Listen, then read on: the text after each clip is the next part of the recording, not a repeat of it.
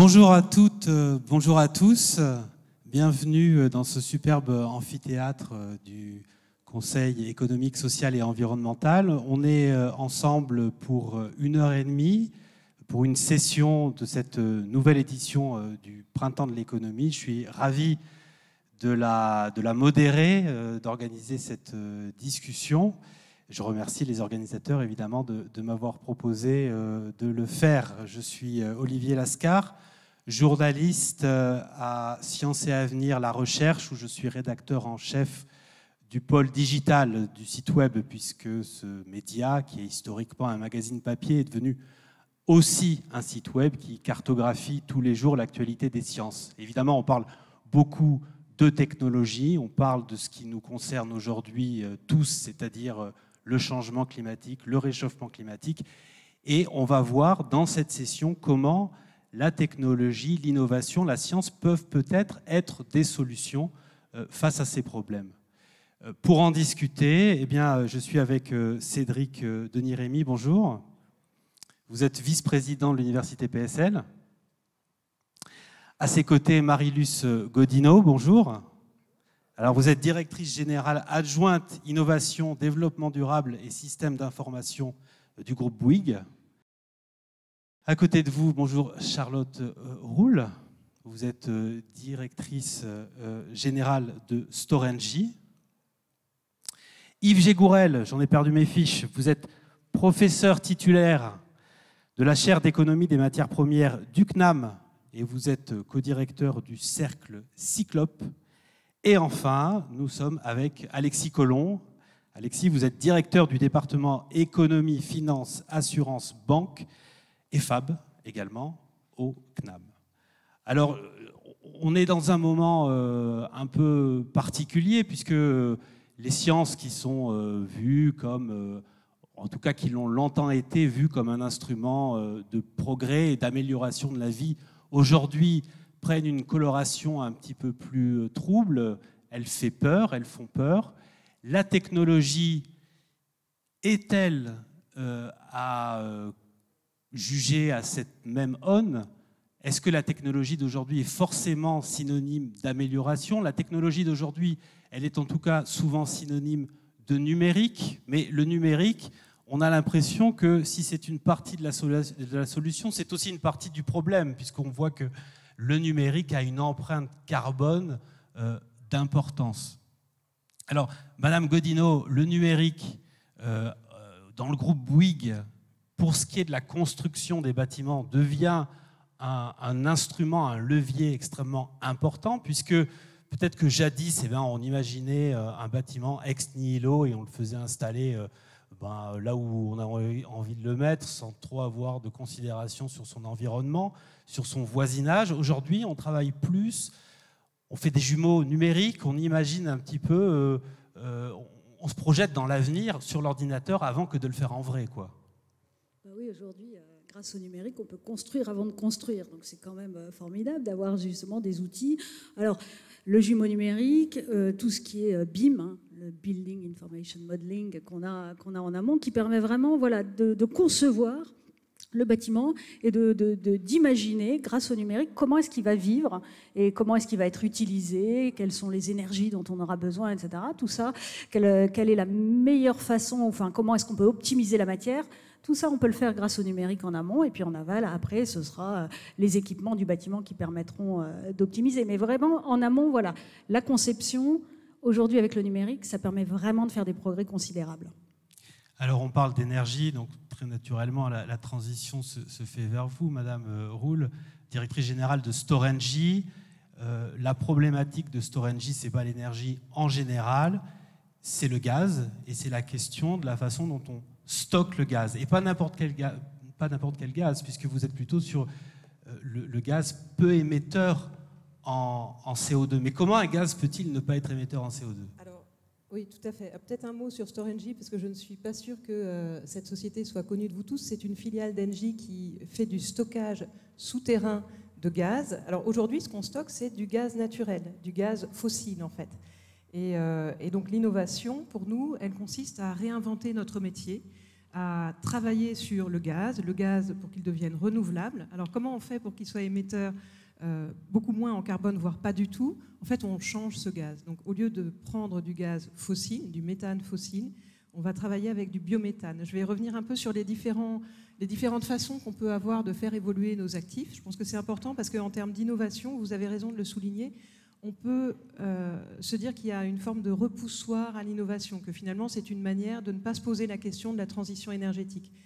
Pour nous, c'est l'inverse. On stocke du gaz, mais demain ce sera donc, je le disais, du biométhane, ce sera aussi de l'hydrogène. Ça va dépendre de nos actifs et je pourrais détailler un peu plus. Et par ailleurs, ça ne nous interdit pas du tout de nous interroger sur nos pratiques pour limiter les émissions de méthane de notre activité. Alors j'ai oublié de dire que, évidemment, on prendra vos questions, vous qui nous regardez en direct sur le web, sur le site du Printemps de l'économie. Vous pouvez aussi poser les questions sur Twitter. Il y a un hashtag pour ça, c'est hashtag Printemps de l'éco. Et ces questions, elles arriveront jusqu'à nous, elles trouveront leur chemin et je pourrai les poser à mes invités.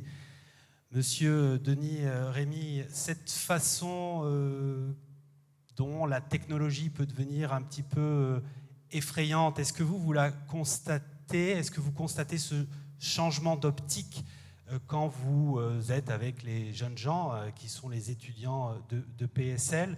Parce qu'en fait, il y a une certaine façon de considérer la technologie comme étant presque une fin en soi, voir la technologie comme étant la solution de tous nos problèmes et finalement avoir une perception complètement ingénieure de tout ce qui nous entoure en disant il y a un pépin, on va trouver la solution qui ira bien et on continuera à avancer.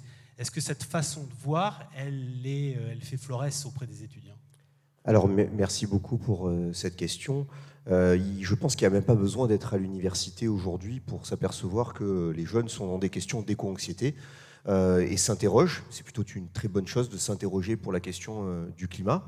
Maintenant, la question, c'est quelles sont les solutions que l'on peut apporter. Et là-dessus, en tout cas pour ce qui est mon point de vue là-dessus, c'est qu'il n'y a pas de débat sur le fait que la technologie sera une des solutions. Je vais bien le répéter là-dessus. On ne peut pas renoncer à la technologie. On ne pourra pas renoncer à la technologie pour atteindre notre neutralité carbone, de plein de manières que ce soit là-dessus. Et je crois que vous l'avez dit, je pense qu'il ne faut pas confondre ce qui va être dans le terme de l'innovation et des innovations.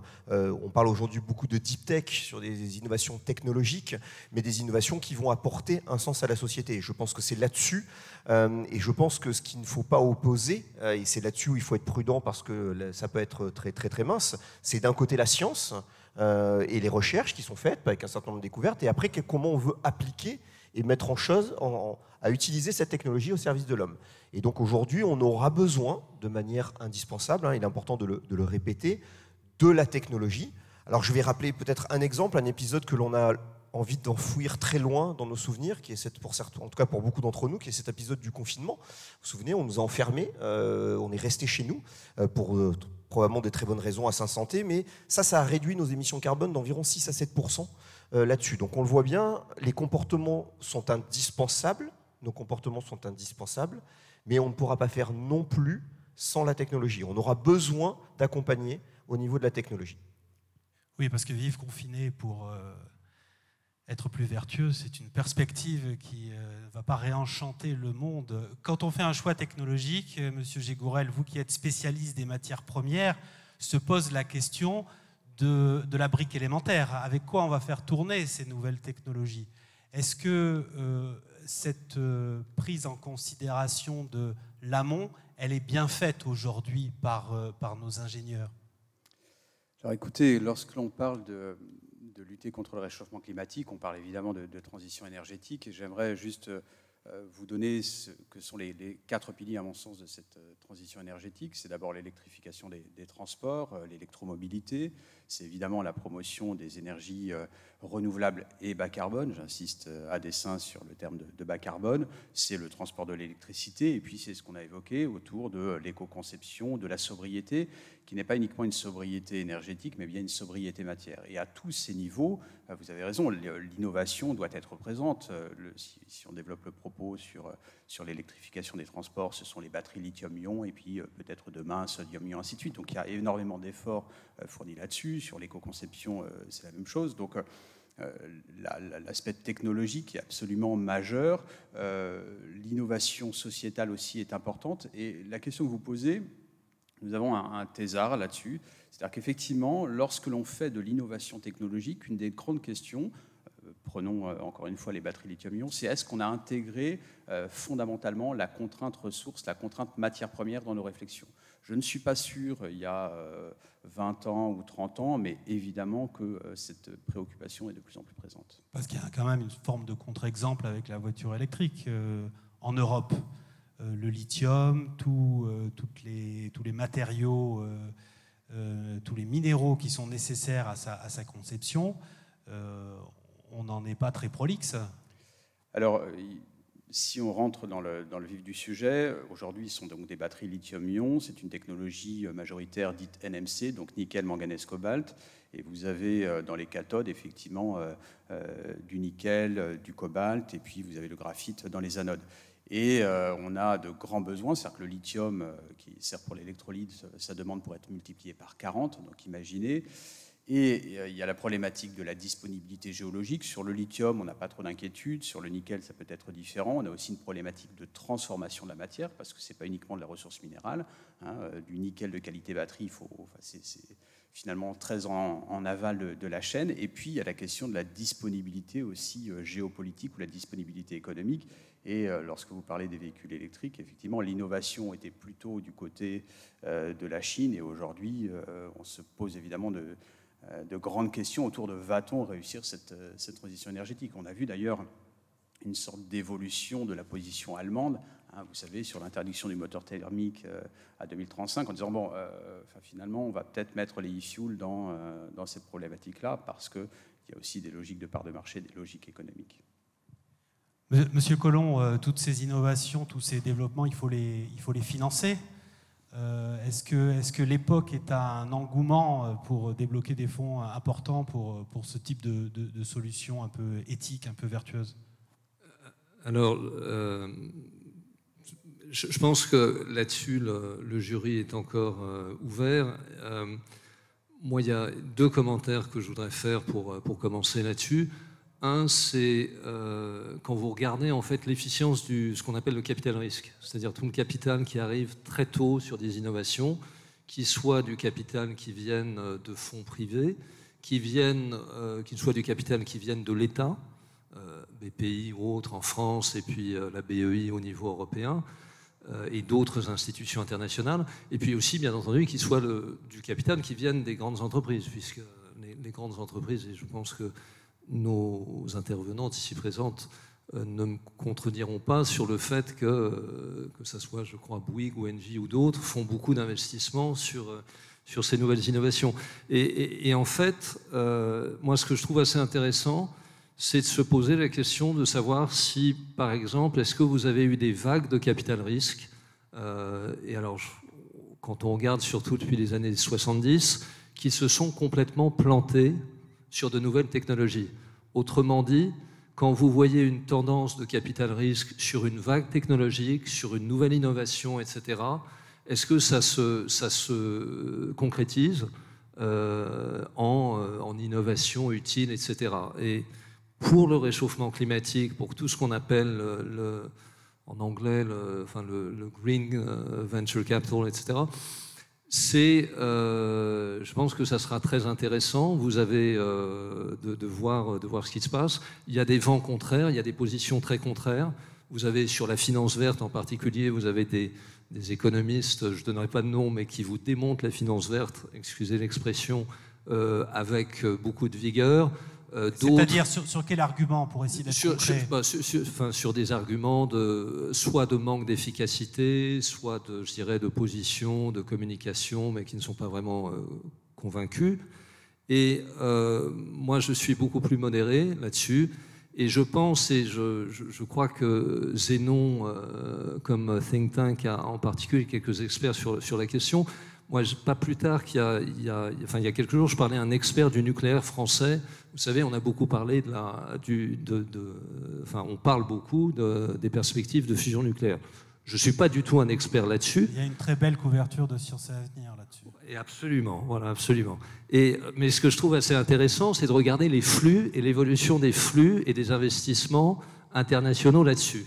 Et c'est pour ça que je faisais cette précision-là.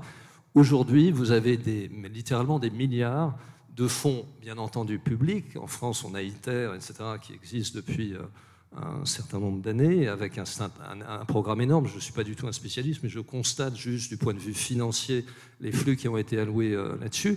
Et puis, de plus en plus de capitaux privés, avec des grands fonds internationaux qui investissent massivement sur cette technologie.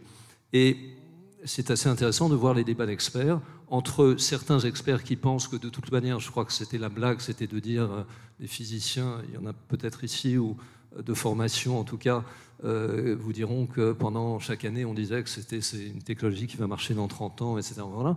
Mais là, bon, il y a eu, je passe là-dessus, il y a eu quelques annonces du département de l'énergie américain en décembre. On sait, Sciences et Avenir, on va parler de ça. Et donc, moi, je suis très perplexe et très intéressé de voir en fait des positions et des vents assez contraires là-dessus. Personnellement, je pense que en général, vous savez qu'on parle il y a ce concept de déficience ou d'inefficience des marchés, le concept de déficience du capital risque ou d'inefficience du capital risque. J'aurais tendance à penser que ça pourrait peut-être, mais on parle d'horizon très long, mais pas arriver dans 100 ans, ni peut-être dans 30, mais peut-être avoir des applications un peu plus rapides. Mais voilà, c'est une question. Et l'autre point, du point de vue financier, c'est aussi de découpler innovation et rendement financier. Là, j'enfonce un peu une porte ouverte pour les gens qui s'intéressent au sujet, mais c'est très intéressant de voir comment certaines innovations qui peuvent être admirables, alors je vais en parler, j'en évoquais une qui, vis-à-vis du réchauffement climatique, est aujourd'hui extrêmement critiquée, qui est l'aviation. Moi, je suis toujours, c'est un truc peut-être d'enfant, mais quand je regarde un Airbus 380 qui s'envole, je suis toujours impressionné par le génie des ingénieurs. Mais quand vous regardez en fait le bilan financier en termes d'investissements qui ont été faits dans l'aviation en général, beaucoup vous diront que ça n'a jamais, c'était un très mauvais placement financier. Par contre, l'innovation est probablement et certainement étonnante. Voilà. Donc je crois que c'est aussi très très important de découpler. C'est un deuxième angle, l'aspect financier qui finalement est très secondaire, et puis l'innovation elle-même et le service qu'elle peut rendre à la société. Voilà. Monsieur Denis Rémy, le nom de Zénon a été dit par Alexis Collomb. Zénon, c'est un think tank de PSL, mais qui est quand même orienté sur des problématiques environnementales. Est-ce que vous pouvez nous en dire, nous le décrire? C'est quand même assez récent comme aventure. Bien sûr, alors c'est une aventure récente qui a été créée à l'initiative de l'Université PSL et de Jean-Baptiste Rudel, un entrepreneur qui nous soutient là-dessus, et c'est l'occasion de le remercier pour cette initiative. Et l'idée est effectivement d'utiliser l'expertise scientifique de nos chercheurs et de tout ce qui est fait aujourd'hui pour essayer de donner des avis objectifs. Alors c'est difficile, mais en tout cas d'être capable de faire un état de l'art sur des technologies à l'instant T. Et ça, j'en reviens à la question de l'éco-anxiété. Je pense qu'on a besoin aujourd'hui d'être capable de définir quelles sont les solutions technologiques. Et il y a des solutions technologiques. C'est-à-dire que quand on regarde en face de nous, la transition énergétique est en marche massivement. Alors on aimerait que ça se fasse à 2 ans, que ce soit demain. Et mes amis économistes vous expliqueront qu'entre le moment où vous décidez d'ouvrir une ligne de lithium et que vous allez l'extraire, il va falloir 13 à 14 ans à peu près dans cette durée. Mais du lithium, il y en a beaucoup. On va en trouver beaucoup. C'est un problème de flux et non de stock. sur ces matières premières. Et donc la problématique est une question de temporalité par rapport à la transition énergétique. Parce que si je reviens par exemple sur cette question d'électrification, et donc ça ce sont les études de Zénon qui nous le montrent, lorsque l'on va faire de l'électrification du système, eh bien, on va gagner énormément en termes d'efficience. Alors là, mon collègue va faire quelques cours d'économie, je ne ferai pas de cours de thermodynamique, mais si vous voulez, dans l'essentiel de ce qu'on fait, on brûle des choses et donc on perd beaucoup d'énergie sous forme de chaleur, hein, on le comprend aisément. Mais lorsqu'on va passer avec l'électrification, on va gagner des rendements absolus. Et donc, va pouvoir diminuer la quantité d'énergie dont on a besoin au final, parce qu'on va éviter de perdre beaucoup d'énergie sous forme de chaleur. Donc moi, je suis très très optimiste là-dessus, et il faut l'être. Et comme l'a évoqué mon collègue chercheur, le professeur Alexis Collomb, il y a en plus des ruptures technologiques auxquelles eh bien, on n'a pas encore répondu. Mais la problématique est plus une problématique de temporalité. Par contre, sur les bonnes nouvelles que l'on a, eh bien, on voit notamment sur l'efficacité énergétique des batteries. Donc vous pouvez aller sur le site zenon.org, puisque tous les rapports que nous faisons sont publics. Et là-dessus, lorsque vous regardez par exemple sur l'efficacité des batteries, eh bien, il y a quelque chose d'assez surprenant. On a fait tellement d'efforts, alors quand je dis on a fait, ce sont essentiellement nos amis ingénieurs chinois qui ont fait des tels efforts sur les batteries, qu'aujourd'hui on a construit des usines de recyclage de batteries, mais qu'elles sont essentiellement vides. Parce que, eh bien, en fait, même 3 ans après, elles ont encore 80% d'efficacité de charge. Et avant, quand vous aviez une voiture électrique, la première question, c'était de se dire, est-ce qu'on va être capable de la recharger? Aujourd'hui, vous avez 400 km. Si on vous enlève 80%, en fait, fondamentalement, 300 km, si dans l'essentiel, c'est aller à 30 km de son travail et revenir, fondamentalement, ça passe très bien. Et donc, il y a beaucoup de choses qui sont en marche. Et c'est pour ça que, sur ce point-là, oui, mais la question de la temporalité, on ne peut pas résoudre tous les problèmes aujourd'hui, demain. Cette temporalité, oui, Madame Roule, vous êtes... Je voulais réagir. On m'a dit que c'était une discussion, alors je prends la parole et puis en plus je réponds à Cédric parce que c'est toujours un plaisir. Donc effectivement, on ne peut pas tout résoudre maintenant, mais je suis d'accord avec toi. La transition énergétique, elle est en marche et elle est surtout en marche grâce à vous tous. C'est-à-dire que, moi, ce que je constate autour de moi, c'est des gens qui croient en la transition énergétique et qui, du coup, vont s'interroger sur leurs pratiques aujourd'hui. Alors, je vais vous prendre un exemple, justement, sur le stockage de gaz. Aujourd'hui, quand on doit faire certaines opérations de maintenance, il faut qu'on sorte le gaz de l'équipement, sinon c'est trop dangereux. Et la pratique qui existait dans toute l'industrie gazière, c'était de sortir ce gaz et puis voilà, il part dans l'air. Ce qu'on a mis en place, c'est une innovation. Alors vous allez me dire, c'est une innovation de terrain, mais pour moi, elles ont beaucoup de valeur parce qu'elles se mettent en place maintenant. C'est une innovation qui s'appelle Gas Booster et qui permet de sortir le gaz, mais de le remettre dans notre stockage. On a un site de stockage qui est là. Justement, on fait de la maintenance sur des équipements. Et pour vous donner un exemple sur un site qui est en région parisienne, donc à Bennes, on a comme ça économisé 1000 tonnes de CO2. C'est à peu près 4 allers-retours Paris-New York. Donc voilà, une réduction significative. Et en l'occurrence, en termes d'émissions de CO2 de ce site, on a baissé de 50% par rapport à 2019. Donc ça, c'est un point important aussi. Il faut mesurer où on en est, mesurer comment on progresse. Et après, j'ai encore plein d'autres choses à vous dire. Non, mais les sites de stockage en question, ce sont des cavités dans le sol. Hein, C'est ça. Alors en fait, on bénéficie d'une structure géologique soit déjà existante, donc ça va être du stockage en nappe aquifère, donc on va, entre guillemets, pousser l'eau pour mettre le gaz et donc gérer cette bulle de gaz. On peut stocker du gaz également en gisement déplété, c'est-à-dire épuisé. Et puis, on peut stocker du gaz en cavité saline. Ça, on les crée nous-mêmes et ça ressemble plus à ce qu'on pourrait imaginer comme une bonbonne, mais là encore, c'est une structure géologique.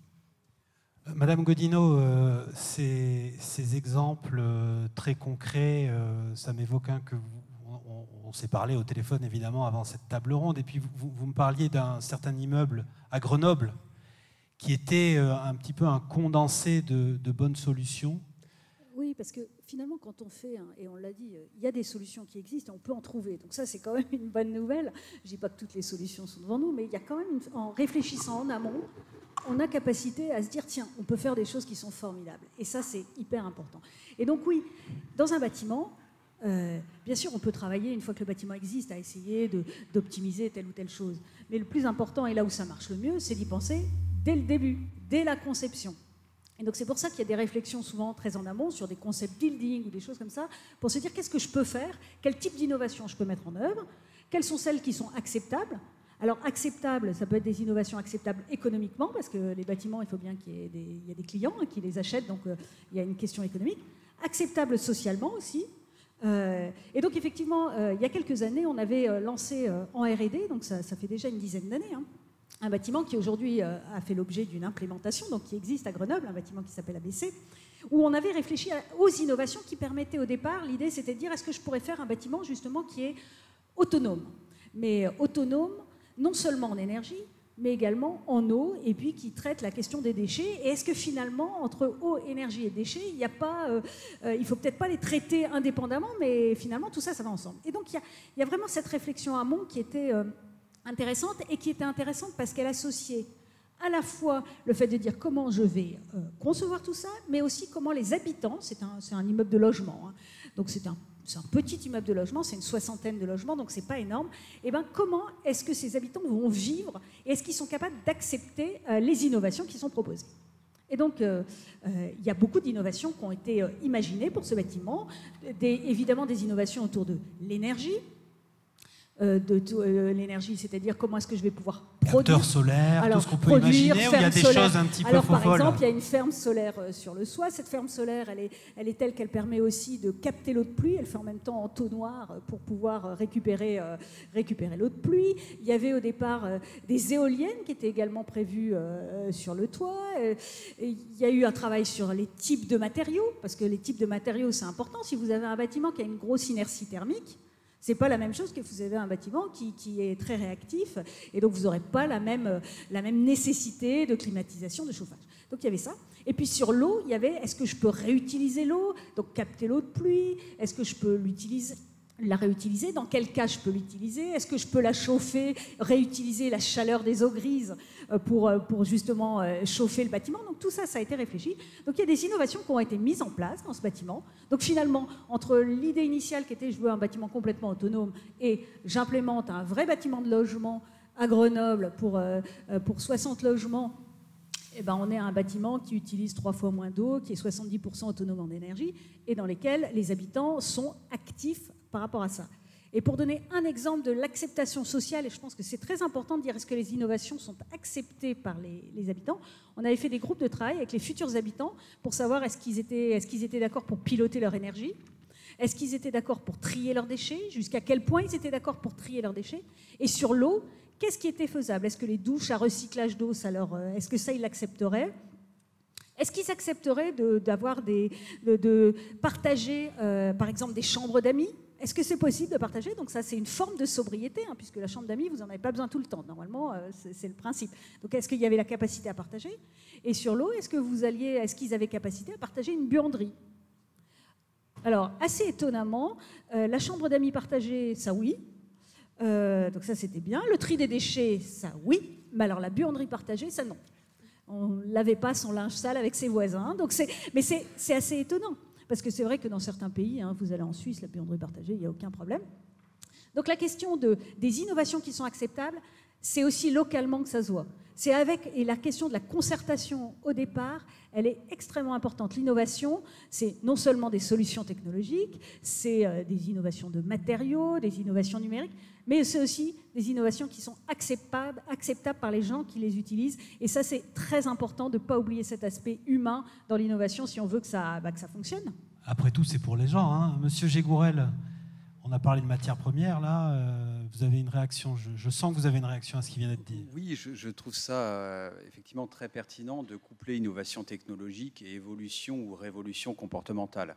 Pour revenir sur la problématique de l'électrification, par exemple, oui, le lithium, on en a effectivement partout, et donc c'est une question de temporalité. Mais rappelons-nous qu'avant climatique, il y a urgence. Donc ce temps qui nous permet d'aller vers la décarbonation de nos économies, c'est quelque chose de fondamental.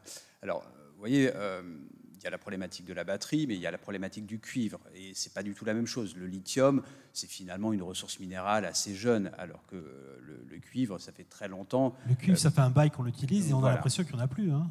Alors, aujourd'hui, on a toujours 38 années de consommation de cuivre devant nous, mais au rythme actuel. Donc, ça va s'accélérer.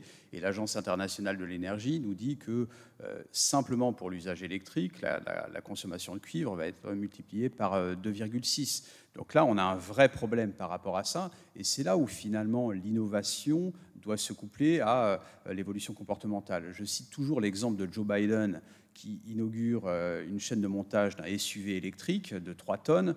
on comprend bien qu'on n'est pas tout à fait, c'est électrique, mais on n'est pas tout à fait dans le sens de la transition environnementale. Donc il va falloir accepter de la sobriété matière, ça c'est un point important. Et puis pensons également qu'avoir ces ressources minérales, c'est coûteux en eau, c'est coûteux en électricité. C'est par exemple le paradoxe de l'aluminium. Aujourd'hui, l'essentiel de l'aluminium, c'est de l'aluminium chinois avec une énergie qui est ultra carbonée. Donc il faut aller vers le recyclage. Il y a beaucoup d'innovations. Et donc je pense qu'il faut être toujours sur ce chemin de crête en disant mais oui, bien évidemment que l'innovation technologique, elle est ultra présente, mais ne comptons pas systématiquement là-dessus. C'est-à-dire qu'il faut l'innovation technologique, il faut que les chercheurs soient évidemment très actifs, et ils le sont sur ces problématiques-là, et qu'en même temps, la société accepte ces changements autour des pratiques que vous évoquez. Et ça, j'ai envie de dire, tout azimut.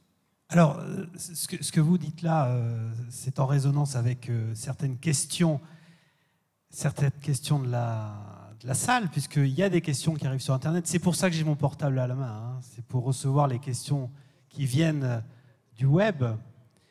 Et il y en a notamment une qui fait écho à ce que vous venez de dire, il ne faut pas attendre toute la technologie. Et il y a un de nos internautes qui dit « La science disruptive », ce mot adorable, a baissé dans les dernières années selon certains indicateurs.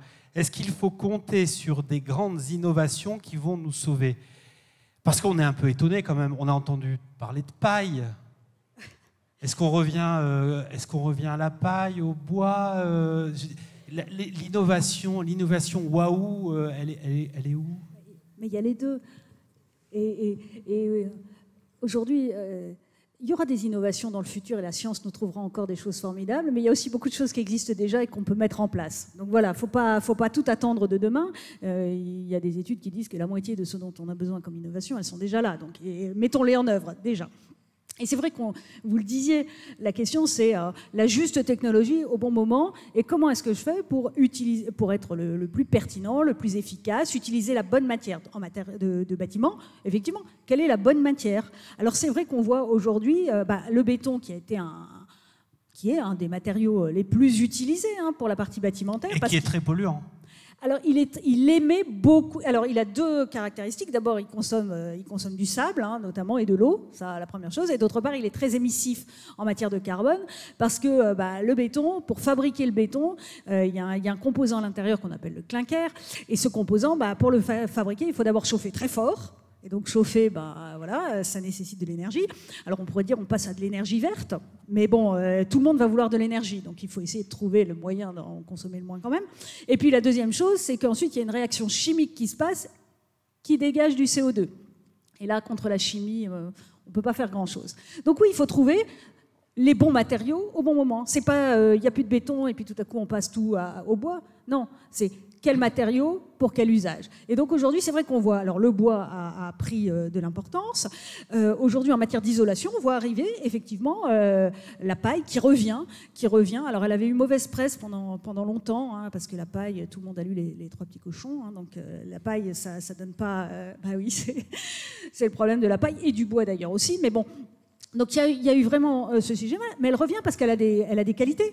D'abord, c'est un matériau, c'est une matière biosourcée, elle est quand même relativement abondante. En matière de thermique et d'acoustique, elle est intéressante. Donc voilà. Donc aujourd'hui, utiliser ces matériaux-là, c'est intéressant parce que quand on choisit un matériau, c'est son émission, ses émissions carbone, c'est sa résistance, donc quelle performance j'en attends en fonction de l'usage que je vais avoir. Effectivement, si c'est un mur porteur, je ne vais pas le faire en paille. En revanche, de l'isolation, je peux le faire en paille. Donc ça dépend vraiment à quel endroit je me situe. Est-ce que c'est un matériau qui, localement, je peux le trouver ? Parce que je peux aussi imaginer d'utiliser des matériaux, mais si je dois les faire venir de l'autre bout de la planète, il faut le faire que quand je ne peux pas faire autrement. Donc la question, là encore, c'est une question extrêmement territoriale.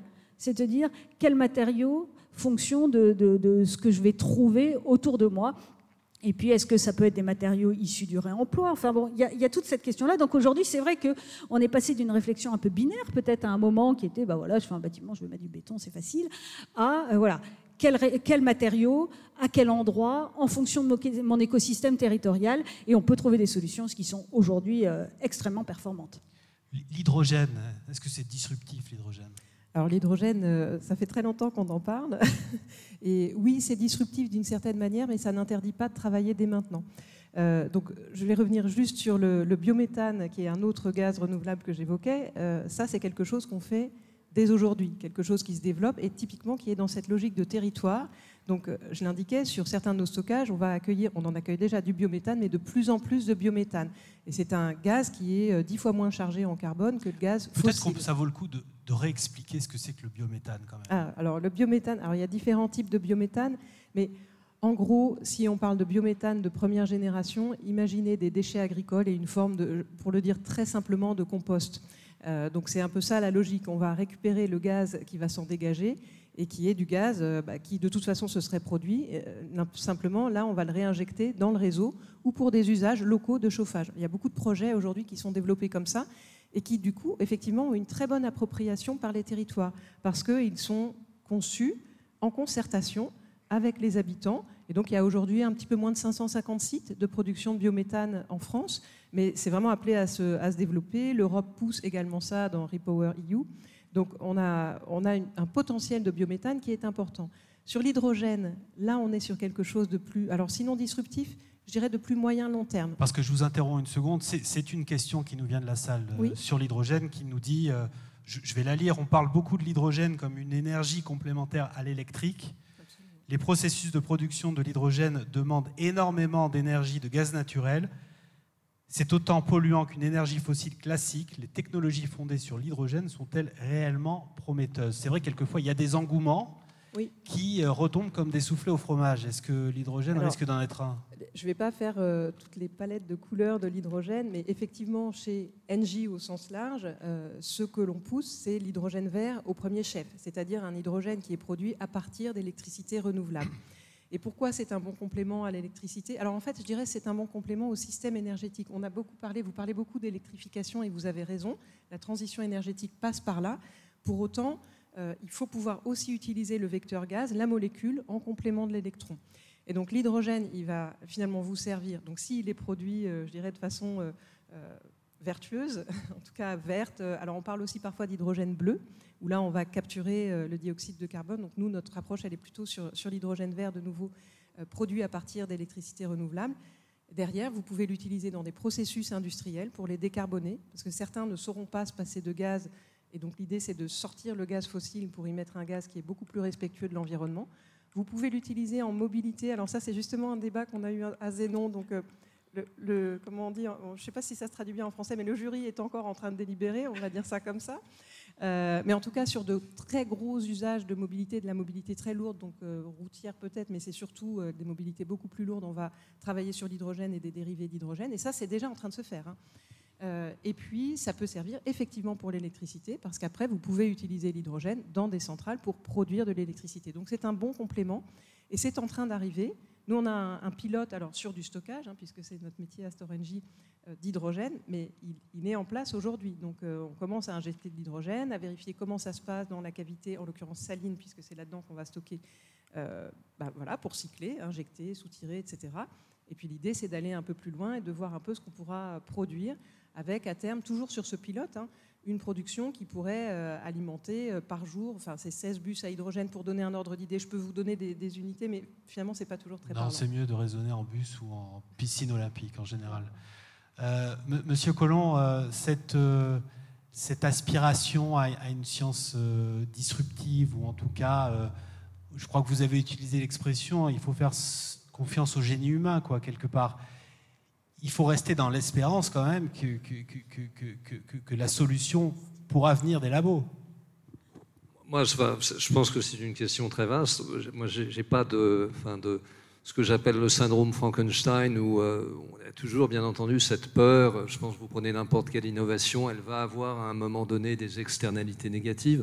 Prenez le moteur thermique, je crois qu'on est un exemple évident. Après, moi, il y a quand même un point sur lequel je veux insister, et c'est quand même la complexité des analyses à faire là-dessus, parce que Yves a parlé je dirais, d'une analyse sur l'ensemble de la chaîne de valeur, de l'extraction des matières premières aux produits finis, etc. Il y a d'ailleurs un ouvrage que j'aime beaucoup qui est de Pierre Vence, qu'on avait eu au Printemps de l'économie il y a quelques années, qui s'appelle L'économie désirable, où dans la lignée d'autres, je crois, comme M. Jancovici ou autre, il fait bien la distinction entre je crois ce qu'on qualifierait d'énergie grise qui est en amont du produit fini et puis l'énergie qui va être utilisée au moment où on consomme entre guillemets le produit fini.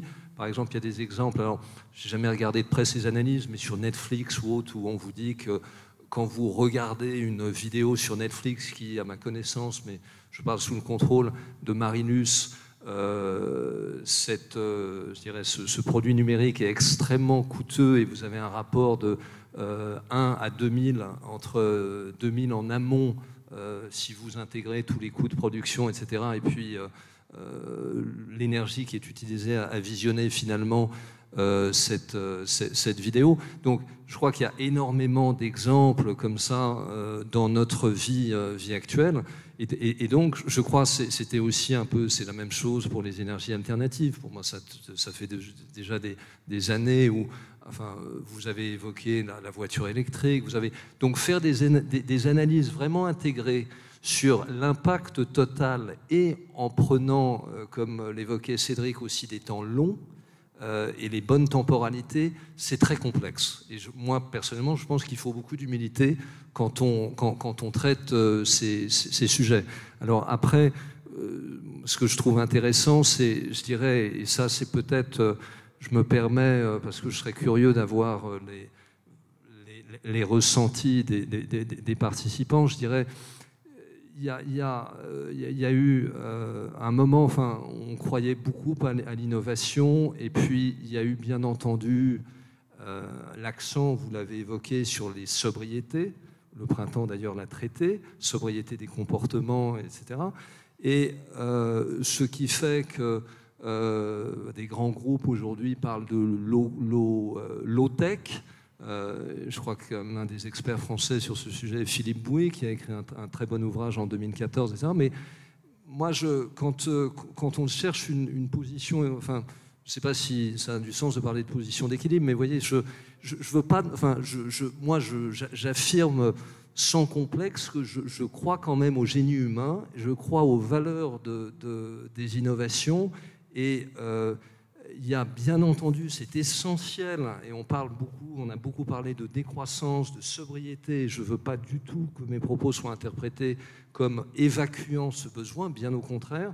Il y a une étude d'ailleurs dans, je crois, c'est Climate Policy de décembre 2018 qui dit qu'ils regardent 90 comportements éco-responsables et ils arrivent à montrer déjà une réduction, alors c'est toujours difficile de faire ces analyses, mais de 25% des émissions carbone. Donc ça, c'est déjà formidable. Donc si on était tous éco-responsables, enfin, on doit tous être éco-responsables. Mais en même temps, voilà, je ne suis ni un expert, ni naïf, mais je crois au génie humain et à la capacité des unes et des autres d'exploiter ces innovations, qu'elles soient incrémentales ou peut-être de rupture ou autre.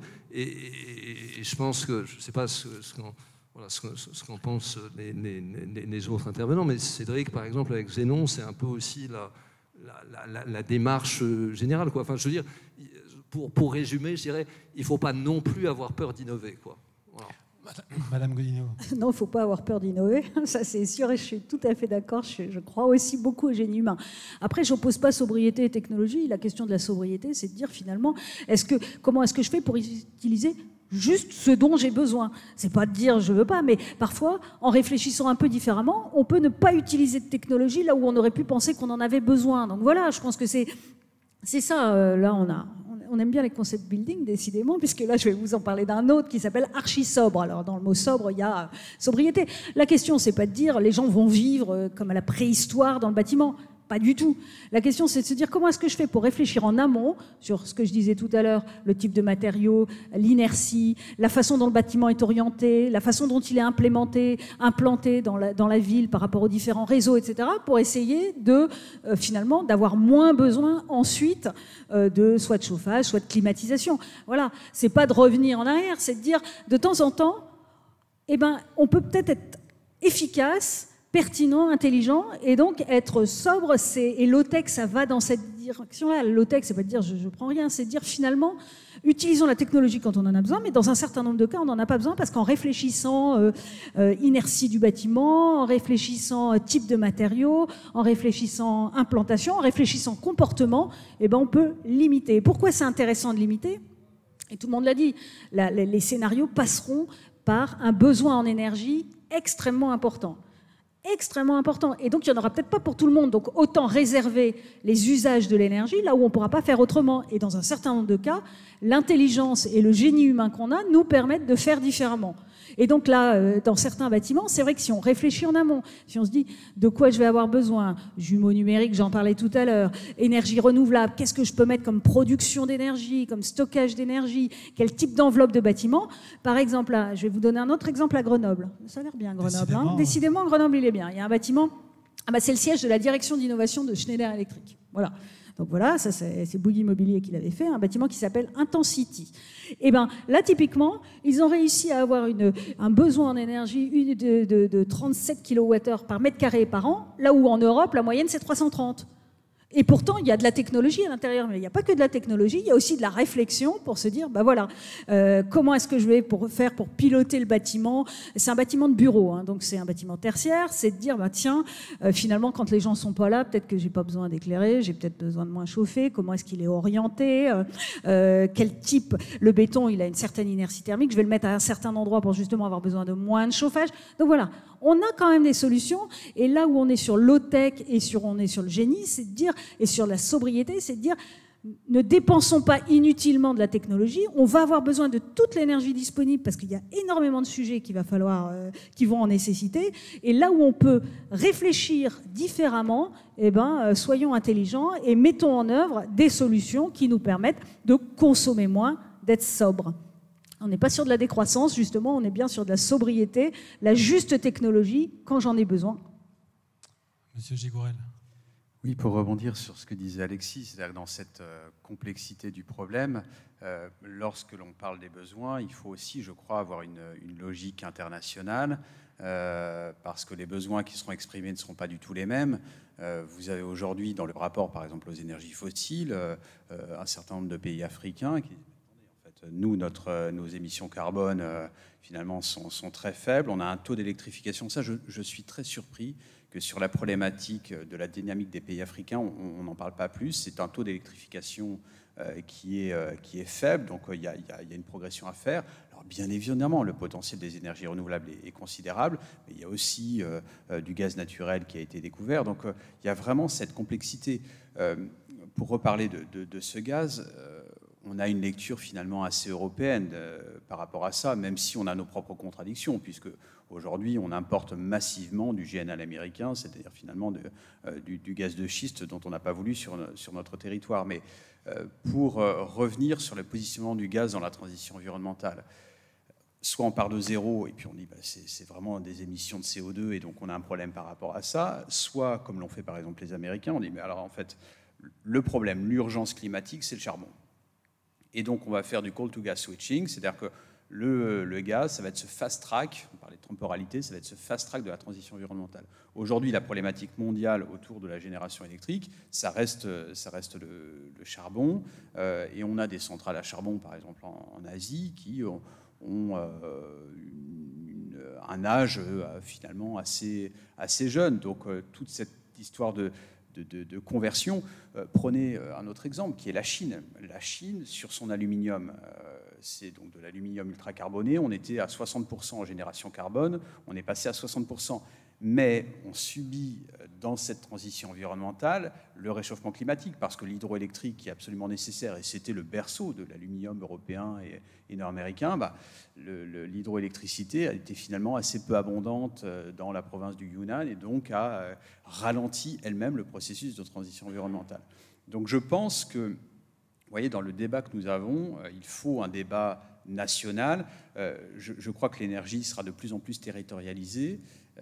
Il faut un débat européen, parce que, disons-le aussi, je veux dire, la cohérence européenne sur ces problématiques-là, elle est quand même assez il y a des progrès à faire. Et puis, un grand débat international, au-delà du climat. Vous voyez, le climat, c'est évidemment quelque chose de fondamental, mais entendons-nous sur les moyens et notamment sur le rapport aux ressources. Je ne veux pas vous dire autrement, évidemment, avec ma chère des matières premières, mais entendons-nous sur ce que nous faisons de la ressource très, très concrètement.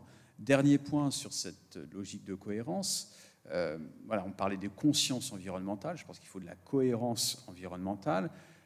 Si on accepte que la transition énergétique, c'est plus de ressources minérales, il faut probablement poser la question de l'ouverture des mines en Europe. On a bien vu quelques réactions. Le lithium est abondant, mais il faut que la mine soit acceptée, il faut que la transformation de la ressource minérale soit acceptée. Et donc on voit quand même aujourd'hui une sorte de... pas d'incohérence, mais il y a vraiment des progrès dans les consciences à faire par rapport à ça, à la fois sur la sobriété et puis sur l'acceptation du coût matière de cette transition. Je voudrais juste rebondir sur l'aspect international, parce que je pense que c'est très important.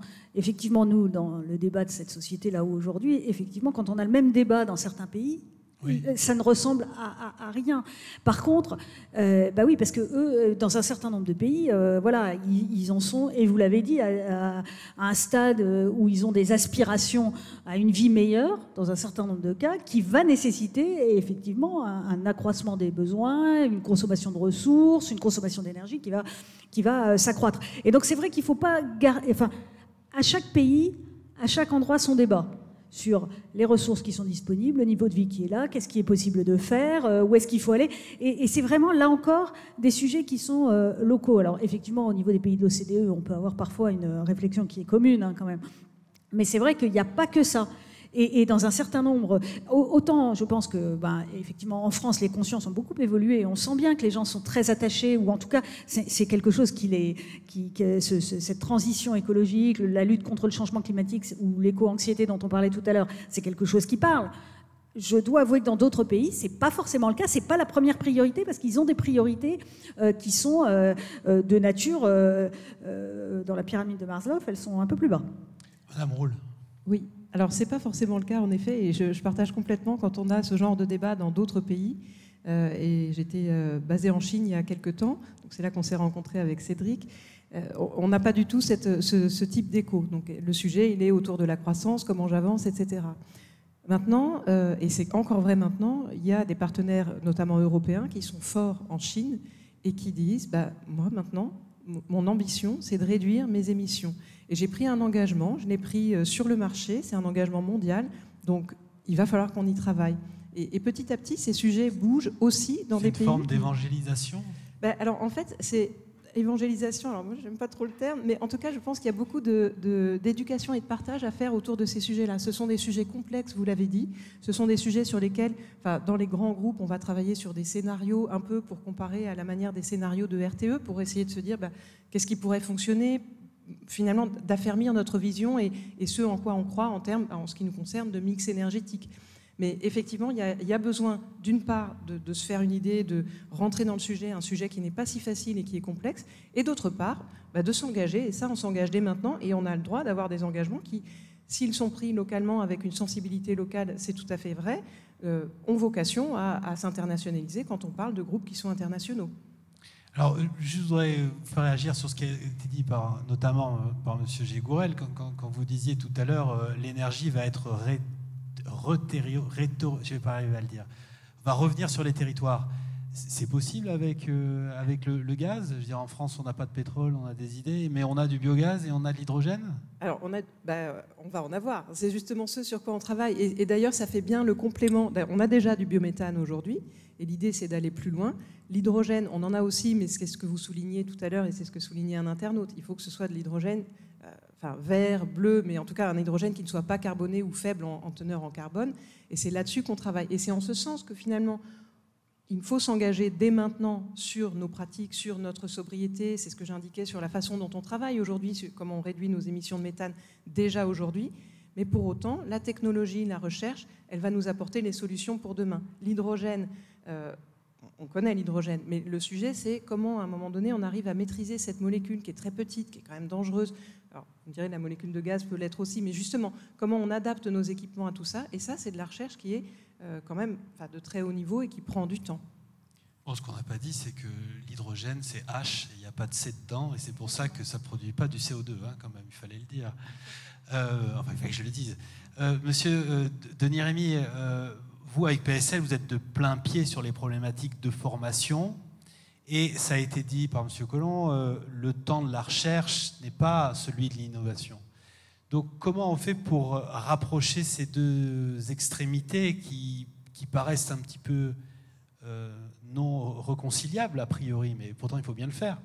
Alors, merci beaucoup. Le premier point peut-être sur lequel je voudrais revenir, c'est effectivement cette notion de prise de conscience aujourd'hui globalisée quand même sur la problématique. On aurait eu ce débat il y a 10 ans, ça n'aurait peut-être pas été le sujet qu'on aurait abordé, donc une fois de plus, vous allez retrouver mon optimiste.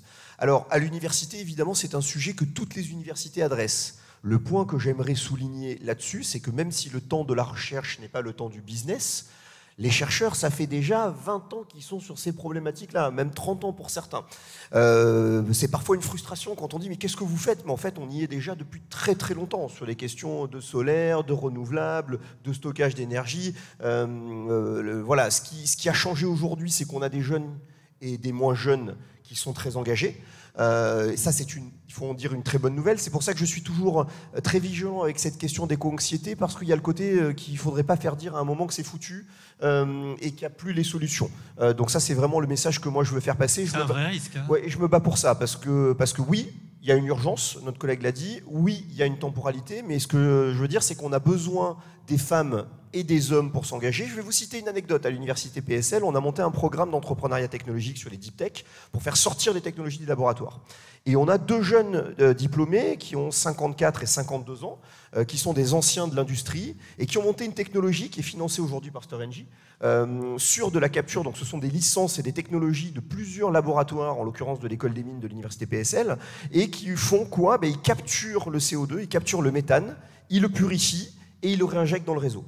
Et ça, c'est le message que je veux faire passer, c'est qu'on a besoin des jeunes, des moins jeunes, on a besoin de tout le monde là-dessus. Alors, juste pour terminer sur la question de l'innovation derrière, on a besoin de l'innovation, pourquoi? Parce qu'on voit bien aujourd'hui sur l'aérien que la problématique, elle va être claire. C'est-à-dire que si vous dites on veut plus de CO2, on veut plus d'émissions, ce qui est environ 2 à 4% des émissions de CO2 là-dessus, il va falloir décarboner l'aviation. Et donc là, c'est les biofuels, c'est travailler sur les traînées de condensation pour éviter les particules. Donc là, on va avoir besoin de technologie. Sur vous l'évoquez, sur les ciments, il va falloir capter le CO2 quelque part. Parce que, alors évidemment, on va chercher à faire mais il y a des éléments où on va le capter. Je le rappelle, on parle de neutralité carbone. Neutralité carbone, ça veut dire qu'il restera des émissions. Et donc une partie, il faudra probablement les capter. Captage de CO2, atmosphérique, il y a plein de solutions. Ça n'aura du sens que si on a fait les choses avant. D'accord? Ça, il faut le garder en tête. Mais aujourd'hui, il y a déjà plein de choses qu'on peut faire. Et évidemment, les comportements, on n'est pas là pour les nier, on est tous d'accord là-dessus.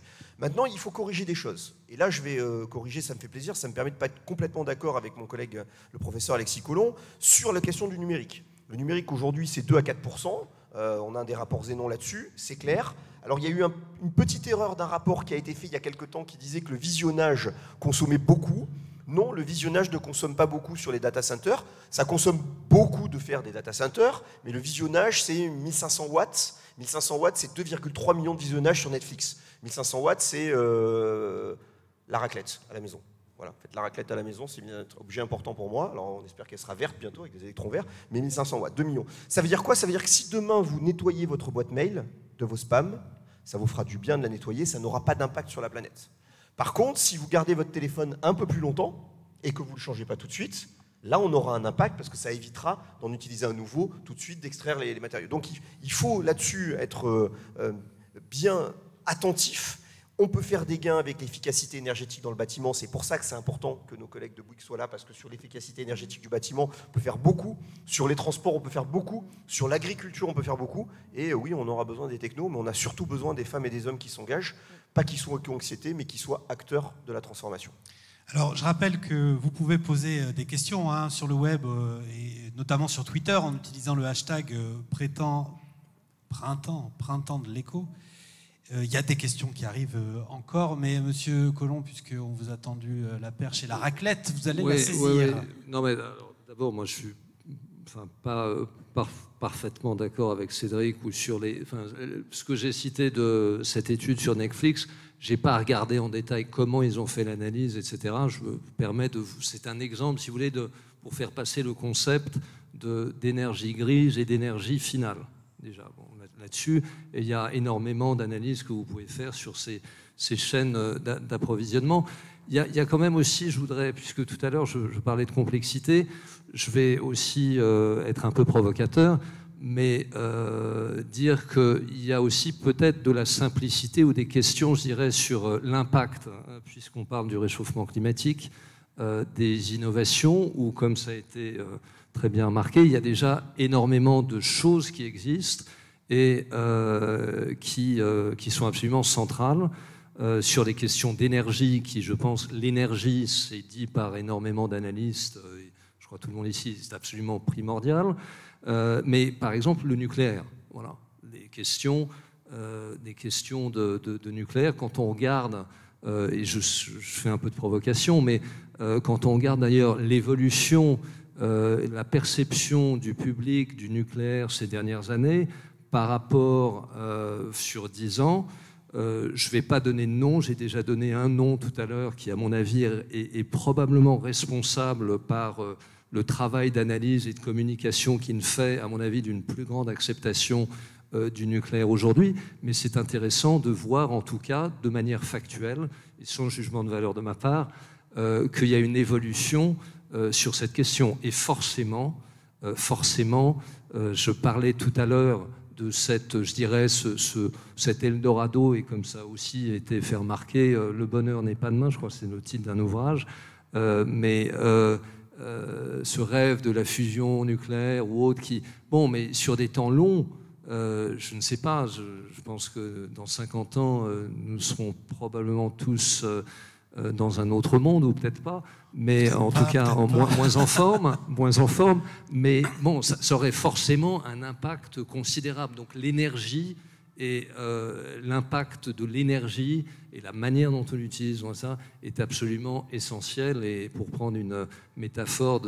si je vais être ingénieur, c'est vraiment un facteur d'ordre 1, bien évidemment. Donc la question du nucléaire est essentielle, hic et nunc, si vous voulez, sur comment peut-on faire avec ce qu'on a à disposition. Et je crois que les pouvoirs publics ont réétudié avec beaucoup d'intérêt la question ces derniers mois, puisqu'il y a eu beaucoup d'auditions par des commissions parlementaires, etc. Voilà. Mais je crois que c'est important aussi de le mentionner.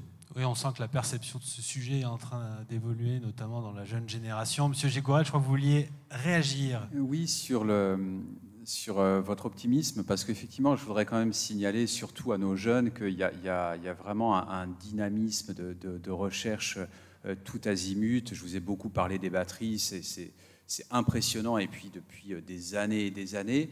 Et ce que je trouve assez fascinant dans cette évolution technologique, c'est qu'elle arrive parfois là où on ne l'imagine pas. Vous voyez, la mine, c'est quand même quelque chose dans le collectif, enfin, dans la perception collective, c'est quelque chose de finalement un peu ancien. Et là, on en a parlé lorsqu'on s'est entretenu un peu avant ce panel, il y a eu une rupture autour du traitement. Alors, je ne vais pas rentrer dans les éléments techniques, mais le minerai de cuivre le plus abondant, c'est la chalcopyrite. Et donc, il y a des problématiques autour des attaques acides pour récupérer le Là, il faut que métal. vous décriviez un petit peu parce que c'est assez complexe. Enfin, finalement, sans rentrer dans les détails, mais il faut balancer de l'acide pour pouvoir récupérer voilà. le cuivre. Et donc il y a ce qu'on appelle une couche de passivation qui se crée et donc qui bloque en fait le processus de récupération. Et donc là, il y a un laboratoire associé à des industriels qui finalement a levé cette contrainte technologique et qui fait que peut-être qu'on va pouvoir retraiter, enfin c'est même pas peut-être, commercialement, parce que c'est un point aussi important hein, dans l'innovation, il faut que commercialement ce soit applicable, donc on va pouvoir peut-être récupérer 10 millions de tonnes,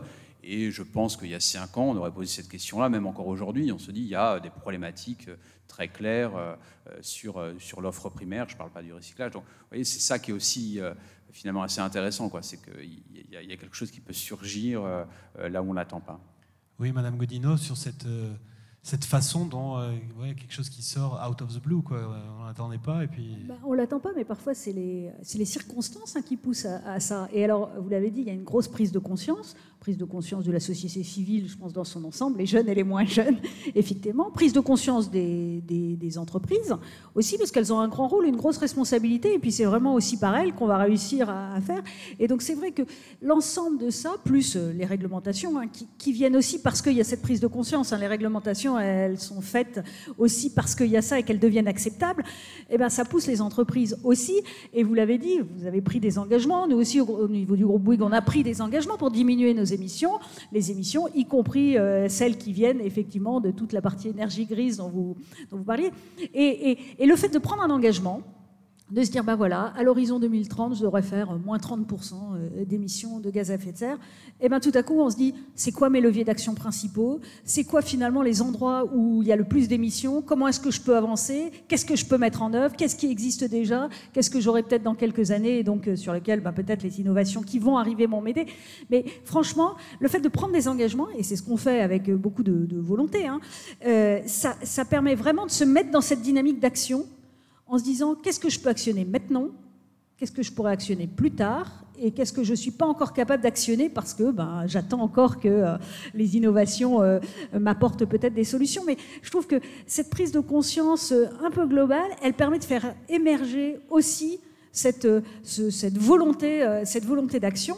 Et c'est vrai que le fait de prendre des engagements, ça incite à se dire quelles actions je peux faire, et ces actions, je vais les appliquer en France, à l'international. Et donc c'est vrai que c'est un mouvement de fond qui est un espèce de momentum entre la prise de conscience, les réglementations et les possibilités. Et donc je trouve que c'est vraiment une énergie collective, et c'est vrai que ça bouge. Enfin, moi je trouve que franchement ça bouge. Charlotte Roule, c'est quelque chose que vous constatez aussi. À Engie, vous vous êtes beaucoup occupé de stratégie. Oui, tout à fait. Et effectivement, le groupe Engie a pris un engagement d'être net zéro à 2045. Alors pourquoi 2045? Ça peut sembler lointain, mais justement parce qu'on a voulu avoir une approche pragmatique, regarder ce que nous avions dans notre portefeuille d'activité et comment le travailler, comment passer à plus de renouvelables. Donc il y a un énorme effort qui est fait sur le développement du renouvelable électrique, sur le développement du renouvelable gaz, je l'ai dit aussi, hein, ça fait partie de l'équation. Et puis tout un travail pour décarboner les centrales que nous pouvons avoir, des centrales à gaz. On sort du charbon, et ça se suit au fil du temps. Donc, quand on prend un engagement, ce que je trouve intéressant, c'est que, effectivement, vous l'avez dit, ça met en mouvement toute l'entreprise, en plus sur quelque chose qui est quand même assez enthousiasmant. Ça veut dire aussi, et je l'ai un tout petit peu évoqué tout à l'heure, qu'on commence à mesurer. On n'est pas en train de se dire, je prends un engagement parce que voilà, demain ce sera mieux. La question, c'est, j'en suis où de mes émissions d'équivalent CO2? Parce que finalement, on va tout mettre en équivalent CO2, c'est plus simple pour apprécier. Comment je décroît? Comment je m'y engage à 2030, à 2025? Enfin, finalement, c'est quoi le chemin? Et ça finalement, ça structure toute notre activité. Un petit complément peut-être, parce qu'une fois on m'avait posé la question, chez Engie, on a aussi inscrit cette logique-là dans notre raison d'être. Et alors la raison d'être, dans les statuts d'une entreprise, on se dit parfois, ok, c'est toujours une belle raison d'être. Et en fait, justement parce que je travaillais à la stratégie, j'ai pu voir en particulier un projet que j'ai en tête qui était parfaitement rentable, même très rentable, mais qui ne répondait pas à notre raison d'être. Et ça ne passe pas. Il a été écarté. Il a été écarté. Alors, je voudrais qu'on reste sur votre prise de parole, parce que je disais qu'il y a les questions qui viennent de la salle, au hashtag Printemps de l'écho sur Twitter. Il y en a une qui est à propos de la capture du CO2. Monsieur Denis Rémy, vous avez parlé de cette start-up. Est-ce que c'est une start-up qui propose une solution à cet égard. Est-ce que la capture du CO2 dans des bonbonnes aussi souterrains, est-ce que c'est une solution qui un jour sera pertinente? Alors, en fait, c'est une chose un petit peu différente. Ce dont on parle souvent autour de ce sujet-là, c'est capture, et utilisation, stockage. Donc on peut effectivement capturer, stocker le CO2. Ça se fait déjà, en fait. Nous, chez Engie, ce n'est pas quelque chose qu'on fait. Ça peut être un attribut de centrales, typiquement de centrales thermiques qui vont émettre du CO2. C'est une solution possible. Alors là, je vais m'exprimer à titre personnel. C'est vrai que je trouve plus intéressant d'utiliser le CO2. C'est ce que tu disais. On le capte, il y en a encore. Qu'est-ce qu'on en fait? Je vais vous prendre un exemple qui est un peu à côté, mais quand même en lien. Quand on finalement produit du biométhane, on doit quand même le purifier. C'est-à-dire qu'au départ, on va produire du biogaz. Et donc, on va avoir ce qu'on appelle du CO2 biogénique. Et donc, la question, c'est qu'est-ce qu'on fait de ce CO2? Et on a mis en place des processus dits de méthanation, où justement, on va prendre cette molécule de CO2 qui est purifiée finalement, enfin, en tout cas assez pure, la mélanger avec de l'hydrogène, et on recrée du méthane, en l'occurrence qu'on appelle méthane de synthèse. Donc, alors, tout à l'heure, vous m'avez repris sur les... C'est vrai que je n'avais pas pensé à vous dire l'hydrogène, c'est bon, H2, ok. Mais donc là, CO2 avec H2, derrière, l'idée, c'est de faire du CH4, et puis l'oxygène, on peut le laisser, lui s'envoler. Tu peux nous faire un petit cours sur Fischer-Tropsch à partir Merci. du CO2, s'il te plaît. Fais-nous plaisir. Alors, on a une autre question qui vient du web que je voudrais prendre parce que le temps avance, le temps file. On a encore une vingtaine de minutes ensemble. C'est une question sur la bio-ingénierie, justement. Et notre internaute écrit la chose de cette façon. Il y a un grand tabou dans le discours technologie, réchauffement climatique, c'est le sujet de la géo-ingénierie. N'est-ce pas une arme efficace contre le réchauffement climatique? On revient un petit peu sur le début de notre conversation où on se disait qu'il y a la tentation de penser qu'il y a une solution technologique pour chacun de nos problèmes. La bio-ingénierie, d'abord, il faudra en donner quelques exemples, peut-être. Alors c'est géo-ingénierie. Qu'est-ce que j'ai dit? J'ai dit bio. Oui, non, mais alors, parce que la bio-ingénierie peut être aussi pour les carburants de synthèse un des éléments. C'est bien géo-ingénierie. Ouais, donc la géo-ingénierie, c'est l'idée effectivement de modifier le climat. Puisque vous avez parlé de Musk tout à l'heure, c'était l'idée de si on peut faire de la géo-ingénierie sur Mars. Où il faudrait beaucoup d'énergie, parce qu'on adore calculer ce genre de choses, de savoir combien il faudrait envoyer de missiles nucléaires pour arriver à faire fondre la calotte glaciaire pour avoir ça marche pas. Là-dessus. Si, ça marche, mais c'est les ordres de grandeur qui posent un petit peu problème. Alors, la question, c'est d'envoyer des particules dans la haute atmosphère, notamment des particules d'aluminium, pour refroidir rapidement et fortement le climat. La problématique majeure de ce type de choses, c'est jouer aux apprentis sorciers. Donc c'est ça, en fait, qui est une problématique majeure.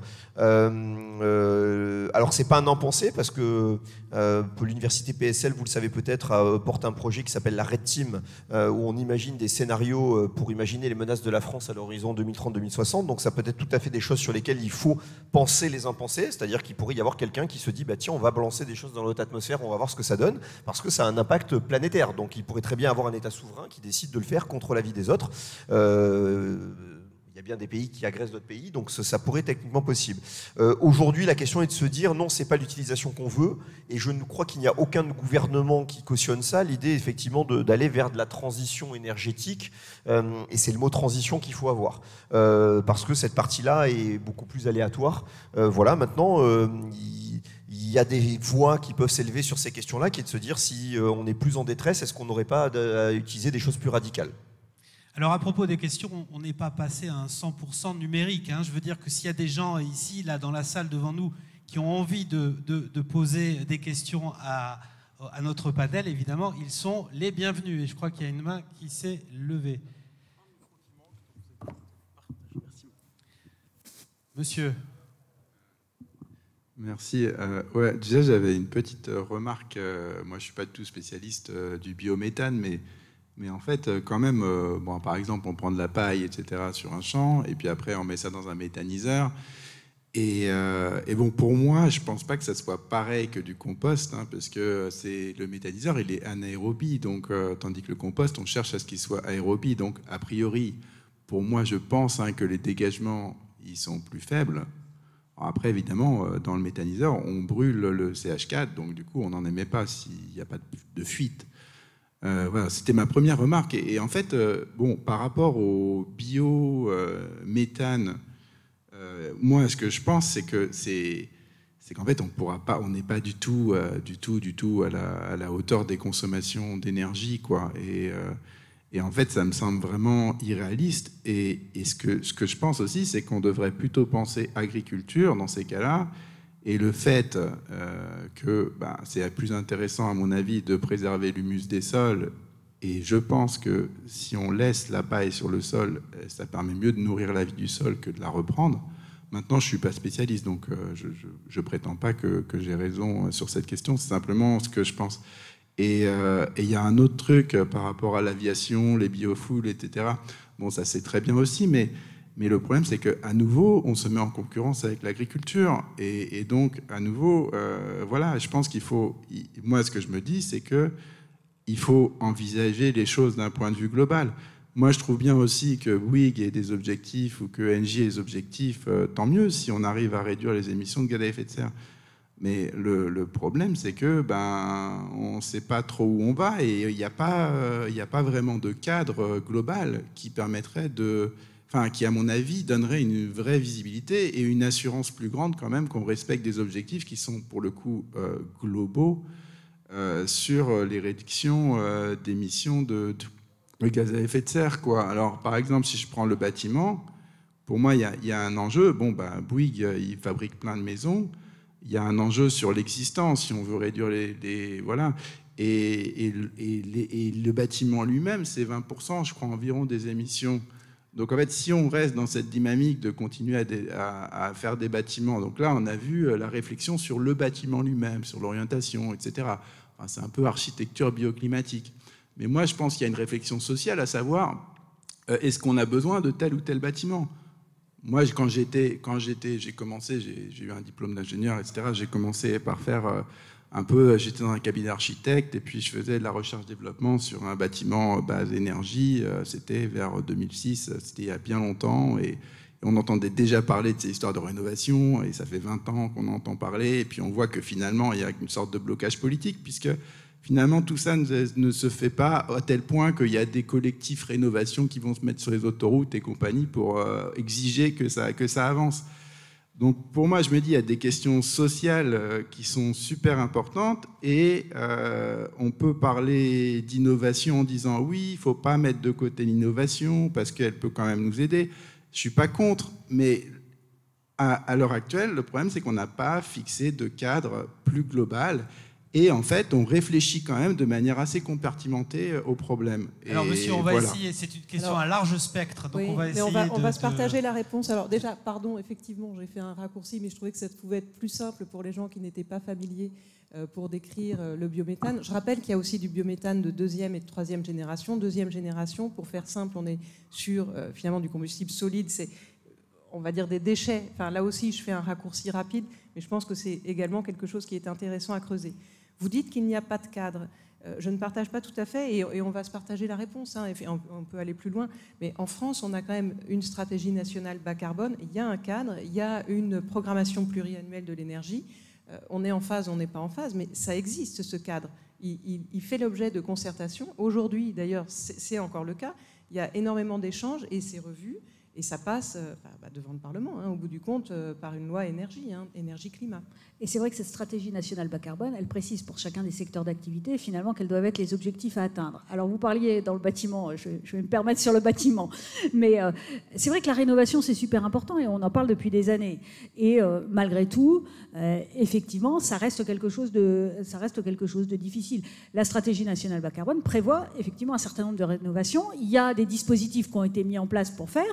Et il faut aussi de l'innovation pour faire de la rénovation, pour qu'elle soit efficace. Parce que ce n'est pas la peine de faire de la rénovation si finalement ça ne permet pas d'améliorer les performances du bâtiment. Parce que pourquoi est-ce qu'on veut faire de la rénovation ? C'est essentiellement pour ça. Vous parliez de 20% d'émissions de gaz à effet de serre sur la partie bâtimentaire.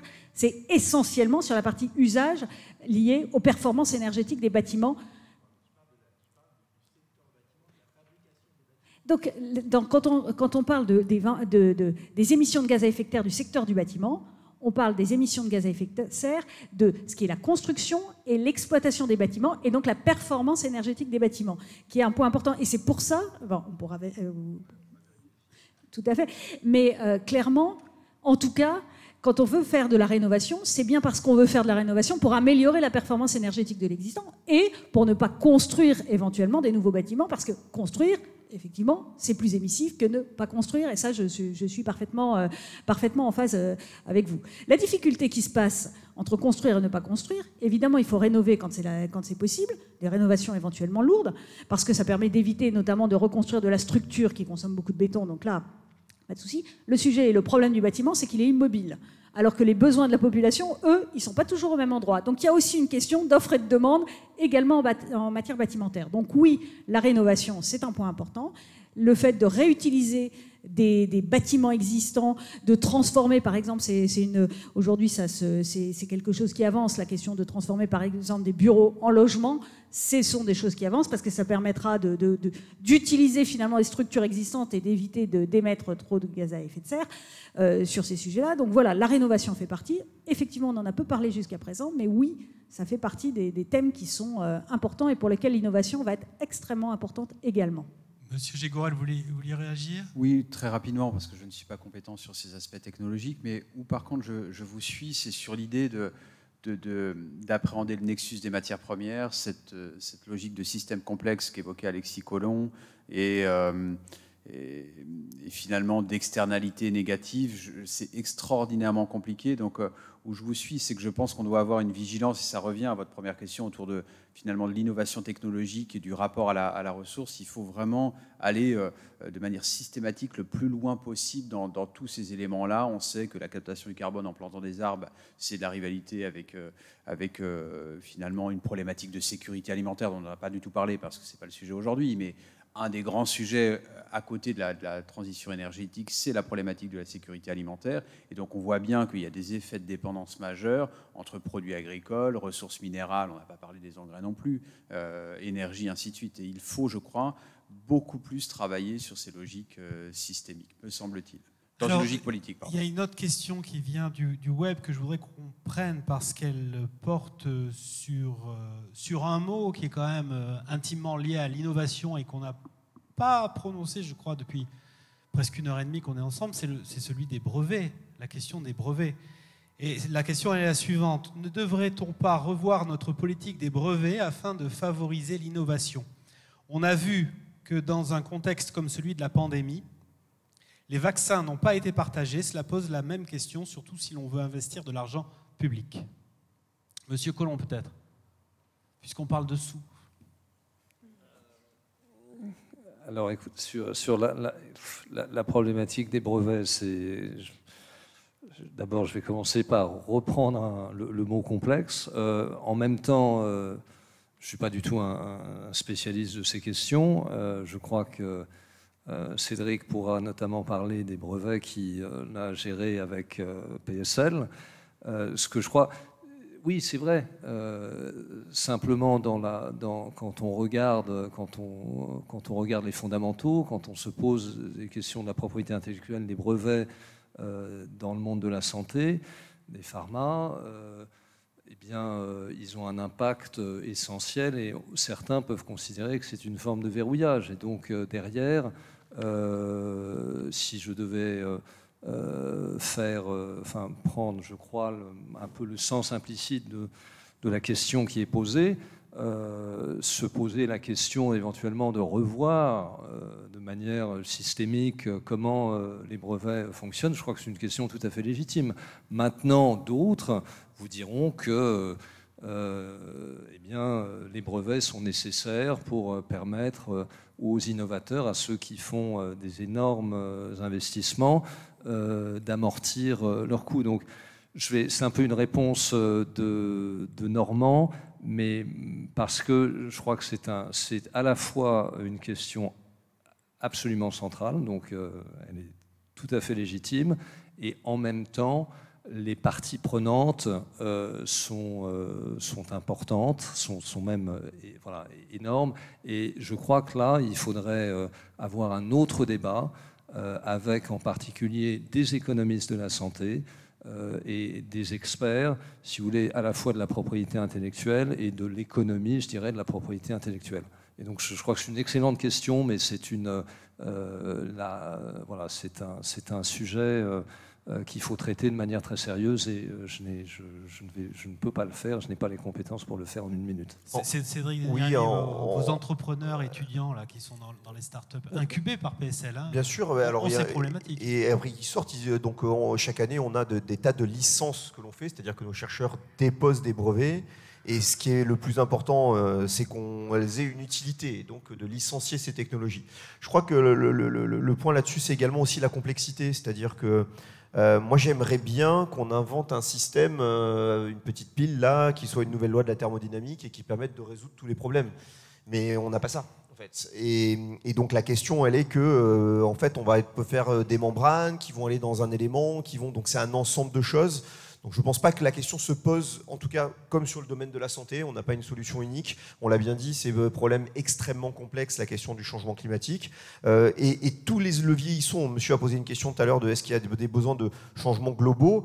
Oui, je pense qu'on va avoir besoin de régulation mondiale. On pourrait avoir des régulations mondiales qui permettraient d'inciter financièrement. Alors là, je sors de mon terrain, c'est celui de nos amis Economics, mais une taxe sur les avions mondiale permettrait de flécher, si cet argent il est fléché par exemple sur des renouvelables ou des choses de la R&D pour le climat, moi j'y serais très très favorable. Maintenant, il y a une difficulté quand même à se mettre tous d'accord aujourd'hui autour de la table dans le monde, et c'est ça, je pense, la difficulté. Maintenant, il y a une prise de conscience à beaucoup d'endroits. Donc moi, une fois de plus, je suis très très optimiste. Il y a des questions de temporalité qui sont problématiques, mais je suis optimiste. La technologie ne fera pas tout, puisqu'on l'a dit, la technologie, c'est ce qu'on en fait. Hein, on avait rêvé des voitures volantes, on a eu 150 caractères pour plaisanter là-dessus. Mais non, la technologie, si on ne l'utilise pas bien, elle ne servira à rien. Une fois de plus. Par contre, il y a une volonté, et ce qu'on a besoin, c'est de femmes et d'hommes. Et je pense, un des points très importants, en tout cas pour moi, c'est de ne pas décourager. On a besoin, monsieur est ingénieur, on a besoin d'ingénieurs, de femmes et d'hommes. On a besoin d'ingénieurs pour résoudre les problèmes, on a besoin de scientifiques, on a besoin de gens qui s'engagent. Et il ne faudrait pas se dire, en fait, tout ça, ça ne sert à rien. Ce qu'il faut arrêter, c'est de tout consommer. Non, parce qu'on va être nombreux, on est nombreux sur la planète, et donc il va falloir trouver des solutions collectivement. Alexis Collomb. Oui, je crois aussi qu'il y a une question centrale qui est celle des incitations, donc qui est une question très vaste. La question aussi de savoir ce qu'il faut pour inciter les inventeurs. Je ne pense pas que Léonard de Vinci s'est jamais posé la question de savoir s'il avait besoin de brevets ou pas. Je crois que forcément les ingénieurs, les jeunes qui sont là, qui ont envie de faire des choses, probablement se moquent complètement de la question des brevets. Maintenant, eh bien, il faut aussi, il y a des positions qui pourraient être tout à fait différées de celles-là, du point de vue notamment pour les amortissements des investissements industriels, etc., comme je l'ai dit, en particulier pour les sociétés pharmaceutiques. Je crois qu'il faut aussi savoir redistribuer les questions difficiles.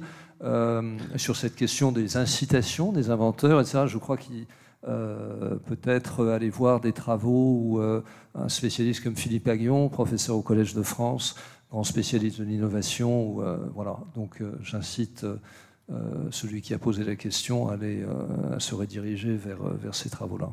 Alors on est à quelques minutes de la fin de cette table ronde. Peut-être une dernière question venant de la salle, ou puisqu'on arrive à la fin, alors finalement la tonalité elle est résolument positive quand même, hein. Mais il y a ce souci de faire venir les talents, comme on dit, quoi, hein. Il faut vraiment que les humains soient au rendez-vous, parce que toutes ces solutions elles sont là pour eux. Cédric. Oui, alors moi je suis résolument optimiste, c'est le message que je veux passer. On a les talents, je reprendrai ce qu'Alexis Collomb a dit, le professeur Alexis Collomb a dit en introduction. On a aussi cette chance qu'actuellement il y a beaucoup de capitaux privés, il y a beaucoup de mécénat, il y a beaucoup d'organisations aujourd'hui qui se tournent vers ça en se disant on a une urgence climatique. Voilà, alors évidemment on peut critiquer certaines choses, mais on voit Bill Gates s'est positionné avec du financement là-dessus, privé, mais aussi de mécénat. Il y a la Quadrature Fondation également là-dessus qui met plusieurs centaines de millions d'euros chaque année sur du mécénat pour avoir des initiatives de passage à l'échelle. Il y a beaucoup de venture capitalistes. Les fonds d'investissement aujourd'hui disent nous, nos fonds de pension, ils veulent faire des choses pour le climat. Les gens, ils veulent investir dans des choses qui ont du sens. Les entreprises, elles prennent les missions. Le monde n'est pas parfait. c'est pas une nouveauté, il suffit d'allumer la télévision pour ça. Mais par contre, je suis un très très grand optimiste et on a besoin de nos jeunes et aussi de nos moins jeunes de s'engager là-dessus. L'université est là aussi. Il y a beaucoup de choses qui se font. On n'est pas en train de découvrir qu'il fallait faire des choses pour le climat. Évidemment, on a une licence pour un monde durable sur les sciences pour le climat, pour les sciences pour le développement durable. On a plein de choses, mais on a besoin de femmes et d'hommes. Madame Godino, un mot pour conclure également. Bah oui, vous allez tous y passer là. Ah bah oui, on va tous y passer, mais non, mais moi je suis aussi résolution optimiste, vous l'aurez compris. C'est vrai que c'est pas simple, comme si vous l'avez dit plusieurs fois, c'est pas simple, c'est écosystémique, c'est multidimensionnel, etc. Donc oui, c'est pas simple, mais en même temps, si on veut s'engager avec sérieux et sincérité dans la démarche, je trouve qu'il y a vraiment des choses positives à faire. Et on a besoin de tous les talents pour faire ça, les jeunes et les moins jeunes. Alors il y a des gens et ce qui est bien, c'est qu'aujourd'hui, il y a à la fois une prise de conscience, il y a une exigence aussi à la fois de nos collaborateurs et puis de la société civile dans son ensemble, mais des collaborateurs pour que justement, ils poussent l'entreprise aussi à faire sûrement mieux et plus vite, et puis ils posent des questions parfois qui sont elles aussi pas simples, mais je trouve qu'on est vraiment dans une dynamique de mouvement et d'avancer sur ce sujet en essayant de trouver des solutions qui soient certes pas parfaites, mais qui soient acceptables, pragmatiques et dans lesquelles on puisse avancer. Donc ça, je trouve ça quand même très, très encourageant pour la suite. Charlotte Roule. Oui, alors de la même manière, en fait, moi ce que j'observe, et c'est un peu ça que j'ai envie de partager avec vous, ça reprend un peu votre idée, mais ce sont des collaborateurs qui sont complètement mobilisés, donc collaboratrices et collaborateurs pour bien mentionner tout le monde, qui sont engagés dans cette transition énergétique, dans des actions qui ont un impact dès maintenant, dans des actions qui sont de plus moyen et long terme, mais sur lesquelles encore une fois, on se donne une perspective et on s'engage avec des plans d'investissement associés. Donc tu as tout à fait raison de souligner que derrière, il y a du financement aussi. Ça va jusque sur de la formation, c'est-à-dire qu'on voit bien aussi que les frontières sont en train de devenir plus floues. L'université vient vers l'entreprise se dit mais parfois j'ai pas assez de gens formés, donc je vais créer mon propre diplôme, mon CFA et autres, donc c'est ce qu'on a fait nous chez Engie, et donc tout ça c'est un formidable mouvement. Moi c'est un message d'optimisme que je veux porter aussi, mais un message d'engagement. L'optimisme il tient parce qu'il y a cet engagement, parce qu'on délivre et parce qu'aujourd'hui les choses sont mesurées, bougent et vont continuer à avancer. Yves Gécorel. Oui, alors dans la gradation de l'état d'esprit, je serais peut-être moins optimiste. Alors je ne sais pas comment je me qualifierais. Il y a l'hydrogène bleu, l'hydrogène vert, il faut choisir votre couleur. C'est-à-dire je parlerai d'une sérénité prudente et j'accueille ce que vous évoquez autour de l'engagement. C'est-à-dire que oui, bien évidemment, nous avons tous une dimension scientifique ici, donc il faut y croire fondamentalement parce que c'est ça qui fait évoluer les choses. Mais cette prise de conscience absolue, cette idée d'urgence, mais non pas dans l'idée d'angoisser tout le monde, mais de dire voilà, il faut s'engager. En fait, ça, je pense que c'est un message ultra important vis-à-vis de nos jeunes. Finalement, élargir ce domaine des possibles, je crois que c'est important de pouvoir finalement innover dans tous les sens, quitte à se planter, ce qui pose là, pardon de l'expression, mais ce qui pose la question de l'innovation pure, et ce qui m'amène finalement, juste pour terminer, à cette question du financement, et ce que vous évoquez également, c'est-à-dire que je crois que la complémentarité public-privé, là où le privé n'y va pas, le public y va, parce que ça déleverage un peu le risque, parce qu'il y a peut-être une vision de plus long terme. Regardons, vous évoquiez la Chine, c'est aussi quand même ça qui s'est passé, avec l'horizon de très très long terme. Aujourd'hui, une start-up, ça reste de l'actionnariat, donc on peut avoir une vision qui est... le terme n'est pas très beau, mais plus court-termiste. Donc voilà, il faut, je crois, vraiment, dans cette terminologie autour de la complexité, finalement aller vers les logiques de synergie. Je crois que c'est un élément absolument essentiel. Il faut tout mettre en œuvre et avec tout le monde. Alexis Collomb. Oui, moi je terminerai juste en citant, je ne sais pas pourquoi j'y pense, mais une formule de Michel Serres qui m'a fait remarquer un jour, pour tous les jeunes qui nous regardent du printemps de l'économie, la fin de l'éducation, c'est la création, et j'y réfléchis depuis quelques années, et je trouve qu'il avait vraiment parfaitement raison. On évoquait le terme d'innovation engagée avec Pierre Pascal, le fondateur du printemps de l'économie, et je trouve que c'est une belle formule pour nos jeunes, et ça a été redit par tous les intervenants. Entreprenez, créez, mais voilà, on évoquait le génie humain. Moi, je crois sans complexe au génie humain, aux dérives terribles dont il peut être responsable, mais je suis, je crois quand même, comme l'ensemble des intervenants ici, un optimiste de nature, et donc je veux vraiment insister là-dessus.